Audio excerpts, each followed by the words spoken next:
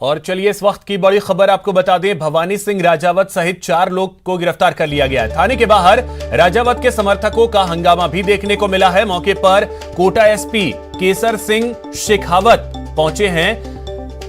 तो ये बड़ी खबर आपको बता दें, पुलिसकर्मियों और समर्थकों के बीच कहासुनी हुई है। पुलिस ने लाठियां भी भांजी हैं।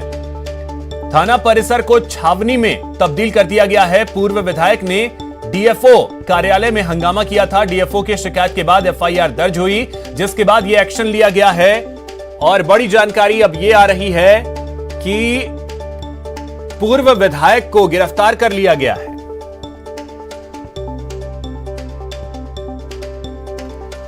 तो जो जानकारी मिल रही है, कुल 4 लोगों की गिरफ्तारी हुई है। भवानी सिंह राजावत को भी पुलिस ने गिरफ्तार कर लिया है।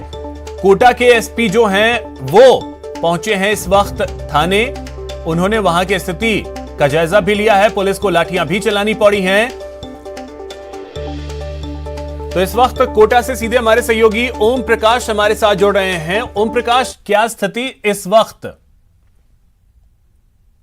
जो पुलिस का जाब्ता थाना परिसर में फिलहाल जो पुलिस का जाब्ता थाना परिसर में मौजूद है, आप तस्वीरों में देख सकते हैं। और जो समर्थक थे उनके, जो पूर्व विधायक भवानी सिंह राजावत के, उन समर्थकों को लाठियां भांज कर वहां से खदेड़ दिया गया है। और जिन समर्थकों ने हंगामा किया, प्रदर्शन किया, नारेबाजी की, उनको फिलहाल वहाँ यहाँ थाना परिसर से दूर रखा गया है, उनको खदेड़ दिया गया। लेकिन ये कहा जा सकता है कि पूरा छावना जो थाना परिसर है वो छावनी में तब्दील कर दिया गया है। ब्लैक कमांडो यहाँ तैनात किए गए हैं, आरएसी के जवान है, पुलिस के भारी जाब्ता मौजूद है। और पूरे आसपास कोई भी समर्थक को यहाँ थाने के आसपास भटकने नहीं दिया जा रहा है। बड़ी बात यह है कि जो दिन पर जो हंगामा चला, नारेबाजी हुई, प्रदर्शन किया, और इसके बाद में शाम को सिटी एसपी केसर सिंह शेखावत ने हालांकि मीडिया से मुखातिब होकर फिलहाल कोई पुष्टि नहीं की, लेकिन 4 लोगों के खिलाफ मामला दर्ज किया। उसमें से जो मुख्य थे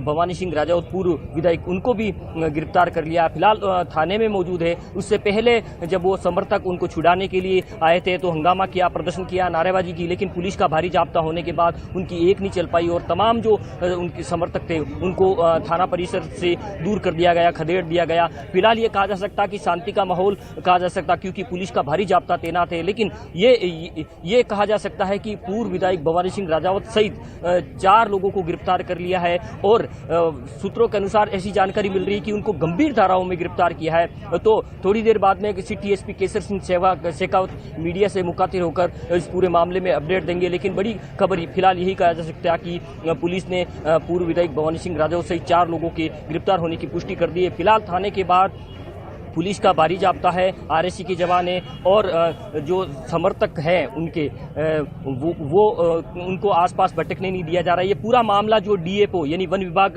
के कार्यालय में जो भवानी सिंह राजावत है वो आज गए थे, और जो डीएफओ ने जो आरोप लगाया था कि उनके साथ मारपीट की, थप्पड़ जड़े। हालांकि थप्पड़ का वीडियो भी वायरल हुआ, लेकिन वो थप्पड़ उनके समर्थकों का कहना है कि वो थप्पड़ धरने का उद्देश्य नहीं था, एक सामान्य बात थी। लेकिन फिलहाल 4 लोगों खिलाफ, जो कई लोगों खिलाफ मामला दर्ज होने के साथ पूर्व विधायक भवानी सिंह राजावत सहित 4 लोगों को गिरफ्तार कर लिया है सिटी एसपी केसर सिंह शेखावत। चलिए बिल्कुल ओम प्रकाश, तो आप नजर आगे भी बना करके रखिए, वहां क्या स्थिति रहती है वो भी अपडेट आगे आपसे लेते रहेंगे। फिलहाल बहुत शुक्रिया आपका तमाम जानकारी के लिए।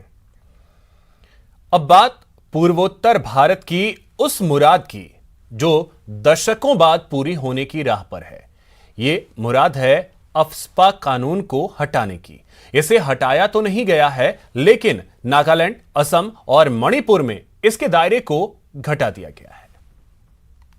असम, नागालैंड, मणिपुर को अधिकार, दशकों बाद घटा अफस्पा का दायरा।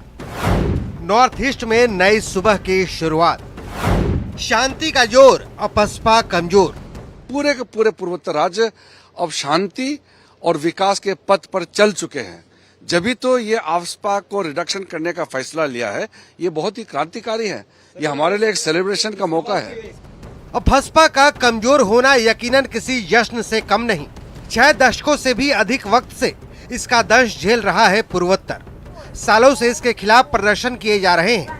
यही वो कानून है जिसके खिलाफ आवाज बुलंद करने के लिए महिलाओं ने निर्वस्त्र होने तक को कबूल कर लिया था। इरोम शर्मिला ने 16 साल तक भूख हड़ताल की। इस कानून के खिलाफ हजारों दफे लोग सड़क पर उतरे। इतना ही नहीं, पूर्वोत्तर राज्यों के लिए अफस्पा कानून एक मुख्य चुनावी मुद्दा भी था। अभी मणिपुर में हुए विधानसभा चुनाव में भी बीजेपी की ओर से अफस्पा कानून को हटाने का वादा किया गया था। 28 मार्च यानी बीते सोमवार को भी मुख्यमंत्री बनने के बाद न्यूज 18 के दिए अपने पहले इंटरव्यू में मणिपुर के सीएम एन वीरेन सिंह ने जल्द अफस्पा कानून को हटाने का भरोसा दिया था। अब खुद सुन लीजिए। Definitely, just we have identified some parts of the state, and we have already requested to the central government, and some positive things will come very soon. I believe. N Viren Singh के इस बयान के ठीक चौथे दिन भारत सरकार ने नागालैंड, असम, मणिपुर में अफस्पा के तहत आने वाले इलाकों का दायरा घटा दिया है। गृह मंत्री अमित शाह ने गुरुवार को सिलसिलेवार ट्वीट्स कर सरकार के इस फैसले की जानकारी दी। पीएम मोदी को श्रेय देते हुए अमित शाह ने कहा है, पीएम मोदी के नेतृत्व में भारत सरकार ने दशकों बाद नागालैंड, असम, मणिपुर राज्यों में सशस्त्र बल विशेष अधिकार अधिनियम के तहत अशांत क्षेत्रों को कम करने का फैसला किया है। केंद्र सरकार के इस फैसले के बाद पूर्वोत्तर में खुशी की लहर है।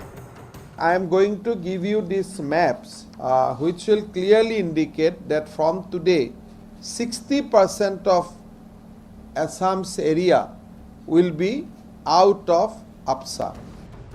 बता दें कि अफस्पा यानी armed forces special protection act, जिसका मूल स्वरूप अंग्रेजों के जमाने में लागू किया गया था। तब ब्रिटानिया हुकूमत ने भारत छोड़ो आंदोलन को कुचलने के लिए सैन्य बलों को विशेष अधिकार दिए थे, जो आज़ादी के बाद भी जारी रहा और 11 सितंबर 1958 को अफस्पा एक कानून के रूप में लागू हो गया। इस एक्ट के जरिए सशस्त्र बलों को अशांत क्षेत्रों में शांति बनाए रखने के लिए विशेष अधिकार दिए गए हैं। सशस्त्र बल कानून का उल्लंघन करने वाले व्यक्ति को चेतावनी देने के बाद बल प्रयोग और उस पर गोली चलाने की भी अनुमति देता है। शुरुआत में इस कानून को पूर्वोत्तर और पंजाब के अशांत क्षेत्रों में लगाया गया था। फिलहाल ये कानून जम्मू कश्मीर के अलावा नागालैंड, असम, मणिपुर और अरुणाचल प्रदेश के कुछ हिस्सों में लागू है। त्रिपुरा, मिजोरम और मेघालय से ये कानून हटा दिया गया है। Bureau report, news 18 network.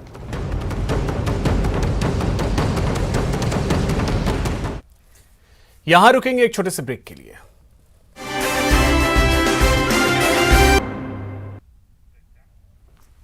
Break के बाद आपका स्वागत है। राज्यसभा के 72 सदस्यों को आज विदाई दी गई। इस मौके पर सभापति वेंकैया नायडू और प्रधानमंत्री नरेंद्र मोदी समेत तमाम नेताओं ने इन सदस्यों को शुभकामनाएं दी। सभापति वेंकैया नायडू ने कहा कि जो सदस्य रिटायर हो रहे हैं वे सार्वजनिक जीवन के जरिए अपनी सेवा देते रहेंगे। वहीं पीएम मोदी ने कहा कि सदस्यों के पास अपने अनुभवों को सदन की चार दीवारियों से बाहर देश की चारों दिशाओं में ले जाने का मौका है। सदन को उनकी कमी हमेशा खलेगी, लेकिन इस कमी को मौजूदा और उनकी जगह लेने वाले सांसद अपनी भागीदारी बढ़ाने के संकल्प से पूरा कर सकते हैं।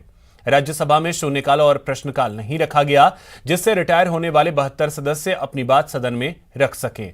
आनंद शर्मा, AK एंटनी, सुब्रमण्यम स्वामी, MC मैरीकॉम, स्वप्न दास गुप्ता अप्रैल में रिटायर हो रहे हैं। वहीं वित्त मंत्री निर्मला सीतारमण, सुरेश प्रभु, MJ अकबर, जयराम रमेश, विवेक तनखा, V विजयसाई रेड्डी का कार्यकाल जून में समाप्त हो रहा है। जुलाई में पीयूष गोयल, मुख्तार अब्बास नकवी, P चिदंबरम, अंबिका सोनी, कपिल सिब्बल, सतीश चंद्र मिश्रा, संजय राउत, प्रफुल्ल पटेल और KJ अल्फोंस रिटायर होंगे।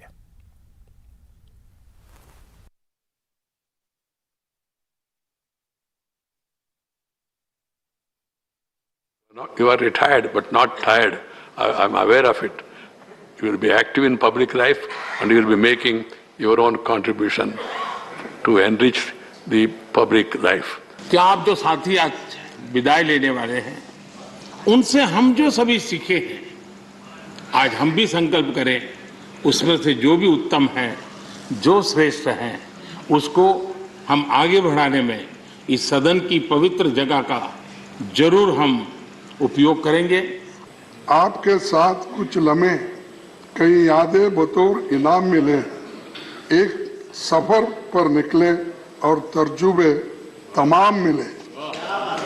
तो ये तर्जुबा, अनुभव हमको मिला इतने सभी नेताओं के साथ।